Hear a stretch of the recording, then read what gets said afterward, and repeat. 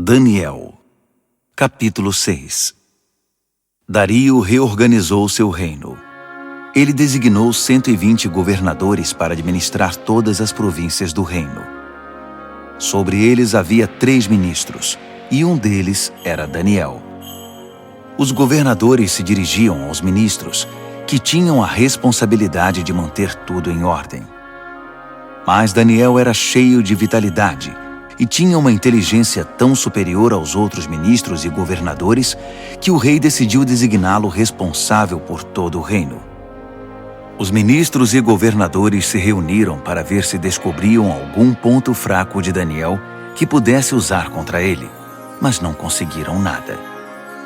Ele era exemplar e absolutamente confiável. Não conseguiram achar nenhuma evidência de negligência ou má conduta.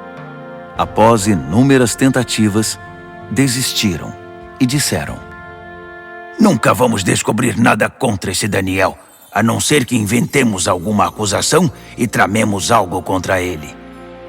Assim, os ministros e governadores tramaram contra ele e foram ao rei dizer: Rei Dario, que viva para sempre!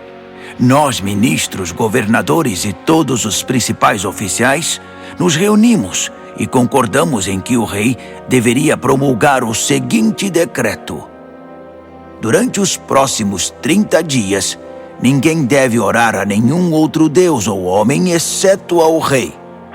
Qualquer um que desobedecer será lançado na cova dos leões.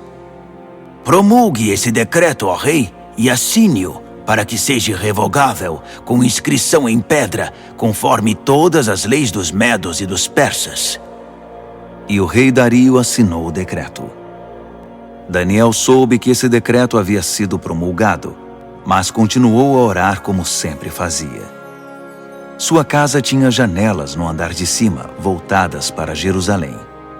3 vezes ao dia, ele se ajoelhava ali em oração, agradecendo e louvando a Deus. Os conspiradores vieram e o viram orando, pedindo a ajuda de Deus. Imediatamente foram ao rei e o lembraram do decreto.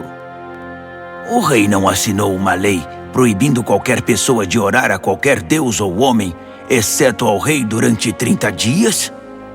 E qualquer pessoa que fosse apanhada fazendo isso seria jogada na cova dos leões? O rei confirmou. Com certeza, como inscrição em pedra, conforme todas as leis dos medos e dos persas. Então eles disseram: Daniel é um dos exilados judeus. Ignora sua ordem e desafia sua lei. Ele ora 3 vezes ao dia. O rei ficou desconcertado e tentou de todas as formas livrar Daniel da complicação em que o havia colocado. Ele pensou nisso o dia todo. Mas os conspiradores voltaram. Lembre-se, ó rei, é uma lei conforme todas as leis dos medos e dos persas, irrevogável.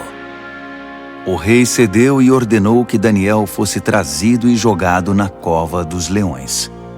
Mas ele disse a Daniel: Seu Deus, a quem você é tão leal, vai livrar você desta situação. Uma pedra foi colocada sobre a entrada da cova.